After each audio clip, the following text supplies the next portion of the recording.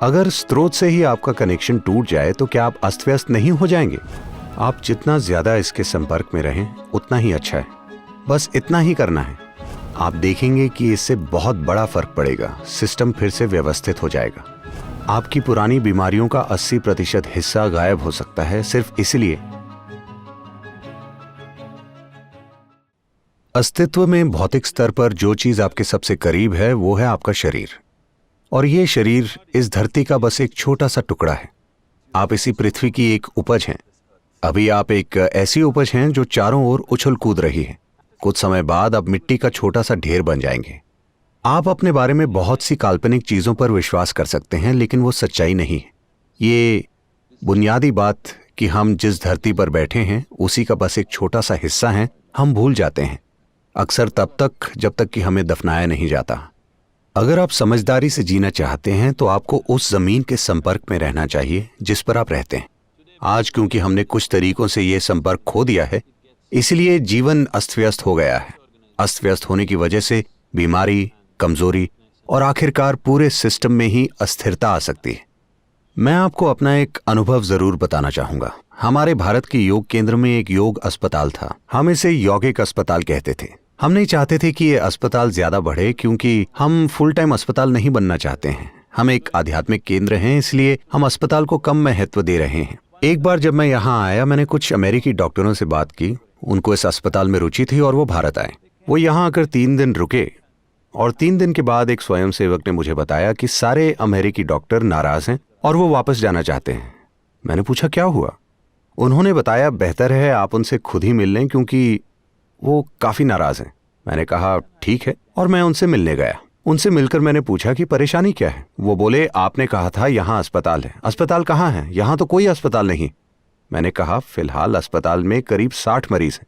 तो वो कहाँ हैं? अस्पताल के बारे में उनकी सोच ये है कि वहाँ बेड जरूर होने चाहिए, मरीजों का अच्छे से ध्यान रखा जाना चाहिए, और हर किसी को अगर आप उनकी इतने अच्छे से देखभाल करेंगे तो वो स्वस्थ ही क्यों होना चाहेंगे? वो बोले मरीज कहाँ हैं? मैंने कहा वो सभी बगीचे में हैं, मैंने उन्हें काम दिया है। हम उन्हें उपचार, थेरेपी और दवाएं तो देते ही हैं, लेकिन बाकी समय मैं उन्हें काम देता हूँ। जो कुछ भी वो कर सकते हैं उन्हें जरूर करना चाहिए। सबसे बढ़कर उन्हें नंगे पैर और नंगे हाथों के साथ जमीन पर काम करना चाहिए, यानी बस धरती के संपर्क में रहना चाहिए, क्योंकि आप बस इस धरती की एक बूंद हैं। आप ये भूल रहे हैं, आप जिसे अपना शरीर कहते हैं वो बस धरती का एक टुकड़ा है ना? अगर स्रोत से ही आपका कनेक्शन टूट जाए तो क्या आप अस्त व्यस्त नहीं हो जाएंगे? फिटनेस और खुशहाली का मतलब ट्रेडमिल पर दौड़ना और भारी भरकम मांसपेशियां बनाना नहीं है। नहीं, सिस्टम में तत्वों की समग्रता को मजबूत बनाना बहुत जरूरी है। तो क्या ऐसा करने का कोई तरीका है? हाँ, कुछ खास तरीकों से हम ऐसा कर सकते हैं। एक सरल तरीका है पृथ्वी, पानी और पौधों के साथ काम करना और घर से बाहर रहना। सिर्फ इतना करने से कुछ फर्क पड़ने लगेगा। तो मूल रूप से अगर शरीर को पोषण देने वाला भोजन मिलना निश्चित है, सांस लेने के लिए साफ हवा है और आप धरती के संपर्क में हैं, तो ये अच्छी सेहत पाने की पूरी प्रक्रिया हो सकती है। अगर आप धरती से संपर्क नहीं बना सकते और अगर आप धनवान और फैशनेबल हैं तो आप मड बाथ ले सकते हैं, वो भी एक तरीका है। तो आज आप छुट्टी लेते हैं, स्पा जाकर मड बाथ लेते हैं एक बहुत ही महंगे वातावरण में। लेकिन अगर आप हर रोज कम से कम कुछ मिनट के लिए अपना हाथ पृथ्वी के संपर्क में रखें तो आप देखेंगे कि आपका शरीर ज्यादा बेहतर स्थिति में होगा, क्योंकि जब भी शरीर पृथ्वी के संपर्क में होता है तब यह खुद को फिर से व्यवस्थित करता है। आप जितना ज्यादा इसके संपर्क में रहें उतना ही अच्छा है। आप सभी अब किसान तो नहीं बन सकते, और हो सकता है आप 12वीं मंजिल पर रहते हों तो आप माली भी नहीं बन सकते, लेकिन कम से कम पृथ्वी के साथ थोड़ा संपर्क जरूरी है। आपकी हथेलियां और तलवे इसके प्रति बहुत ज्यादा संवेदनशील होते हैं। अगर आपके पैर और हथेलियां धरती के संपर्क में आए तो उससे फर्क पड़ेगा, या कम से कम आप, वैसे मैं इसकी सलाह तो नहीं देता, लेकिन अगर आप दोपहर में आराम करना चाहते हैं तो आप एक पेड़ के नीचे कीजिए। इससे आपकी रीढ़ की हड्डी धरती के संपर्क में आएगी और कई चीजों में सुधार होने लगेगा। या फिर आप किसी पानी की प्राकृतिक जगह पर जा सकते हैं जो धरती पर हो, जैसे नदी, तालाब, समुद्र में जाने से हमारे सिस्टम को बहुत लाभ पहुंचेगा। आप ग्राउंडिंग जानते हैं? बिजली की ग्राउंडिंग जो हम लोग करते हैं। क्या यहाँ भी उसे ग्राउंडिंग ही कहते हैं? आप उसे क्या कहते हैं? अर्थिंग। उसे अर्थिंग या ग्राउंडिंग कहा जाता है। वास्तव में उसे अर्थिंग कहा जाता है। तो जब आप ज़मीन में बिजली का कनेक्शन लगाते हैं तो इसे गीला रखा जाता है, क्योंकि अगर गीला होगा तो संचालन बेहतर होगा। तो इसी तरह भारत के मंदिरों में लोग पूरी तरह से शरीर को गीला करके लेटकर प्रणाम क्यों करते हैं? क्योंकि वहां पर संपर्क केवल धरती से ही नहीं, बल्कि खास तरह की ऊर्जावान धरती से होता है। तो आप चाहते हैं कि आपका पूरा शरीर इसके संपर्क में आए, इसीलिए पुरुष नंगे बदन जाते हैं, या कम से कम वो शरीर के ऊपरी हिस्से में कपड़े नहीं पहनते हैं। महिलाएं गीले कपड़ों में जाती हैं ताकि संपर्क हो सके प्रकृति के साथ। ये संपर्क, चाहे वो संपर्क धरती के साथ हो या वायु के साथ या जल के साथ, ये बहुत ज़रूरी है। अगर ये संपर्क नहीं है तो शरीर धीरे धीरे अपनी समग्रता और स्थिरता को खो देगा। ये अपनी बहुत सी क्षमताएं खो देगा जो इसमें मौजूद हैं। ये फिर भी जिंदा रह सकता है, ऐसा नहीं है कि कल मर जाएगा, लेकिन वो अपनी कई क्षमताओं को खो देगा जिसके साथ ये आया है। कई संभावनाएं, वो सभी संभावनाएं जो मानव सिस्टम में हैं, खो जाती हैं क्योंकि आपने प्राकृतिक तत्वों के साथ संपर्क खो दिया है। खास करके जब आप डिनर या लंच करने जाते हैं तो पहले कम से कम आधे घंटे के लिए बिना चप्पल के चलें। इस ग्रेनाइट पर नहीं, या तो घास में या फिर बाहर मिट्टी में।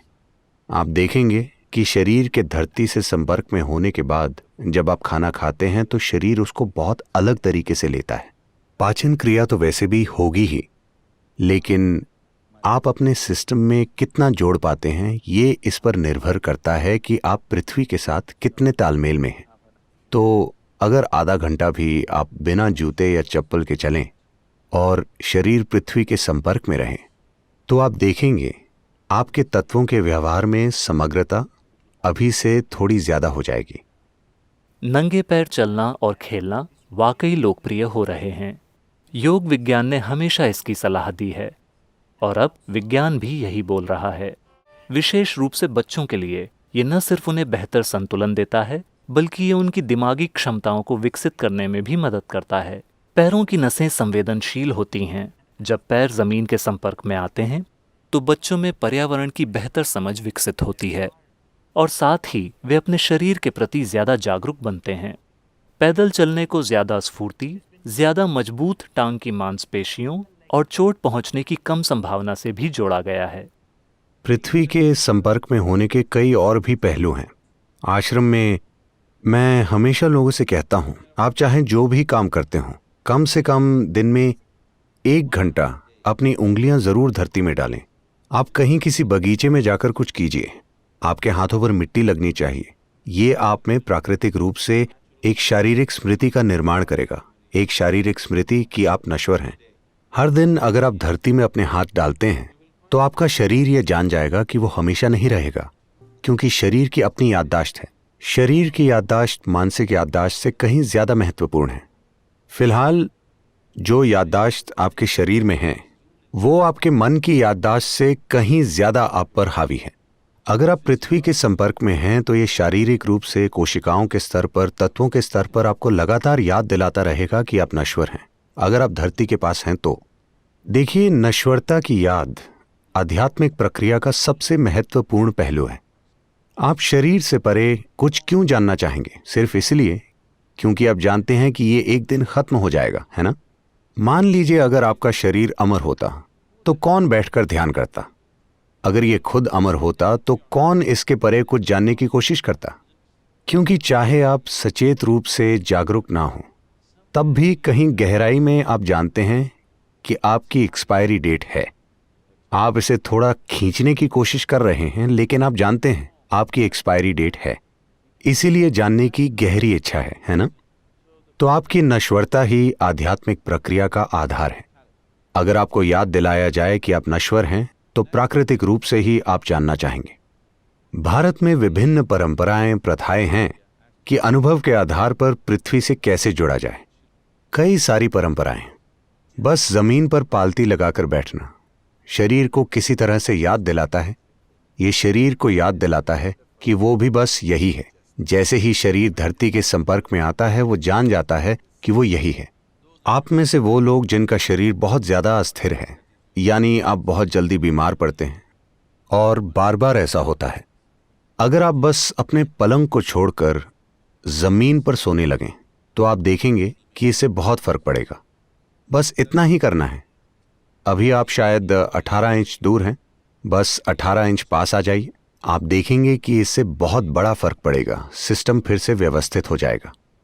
मैं कहूंगा कि आपकी 80% सेहत इस बात पर निर्भर करती है कि आप धरती के साथ कितने तालमेल में हैं। 80%। आपकी पुरानी बीमारियों का 80% हिस्सा गायब हो सकता है सिर्फ इसलिए कि आप उस पृथ्वी के साथ थोड़ा सा तालमेल बिठाते हैं जिस पर आप अभी चल रहे हैं या बैठे हैं।